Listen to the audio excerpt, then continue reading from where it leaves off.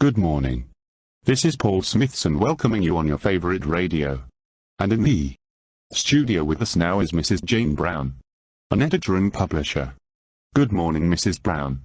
Good morning. Mrs. Brown, many people read daily, bi-weekly or weekly newspapers on their way to work, in cafe or at home. So, how do we decide on which article we should read? First, you need to decide whether your article is from a tabloid or a broadsheet newspaper. What's the difference between these two newspapers? An article from a tabloid newspaper will often have a greater amount of pictures. The headline will be very large and perhaps colourful. Many of the paragraphs will be separated by subheadings and marked with a larger font for the first few words or letters than the rest of the paragraph that follows. Can you give us examples? So examples of tabloid newspapers are The Sun, The Mirror and The Express. Sometimes all newspapers use colours and pictures. How can we know for sure? In order to know for sure, you will need to look at the language the journalist has chosen.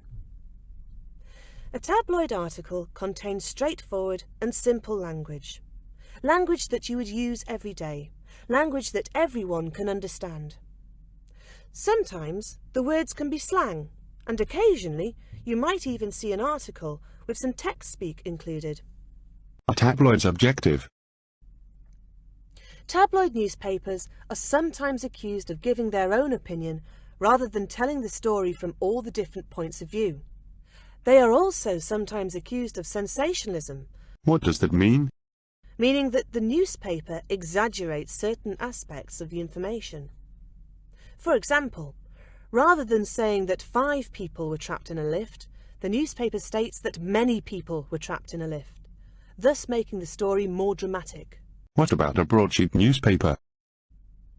In contrast, a broadsheet newspaper uses more complicated language and tends to explore topics from a variety of angles. They often rely heavily on experts in order to make their information more believable and trustworthy, and state facts and figures to convince you that what they are saying is the truth. I see. What about pictures and colours? Broadsheet newspapers tend to include fewer pictures and less colour. Can you give us examples? Examples of broadsheet newspaper are The Guardian, The Times and The Independent. Thank you very much, Mrs. Brown, for these interesting information about newspapers. It was my pleasure.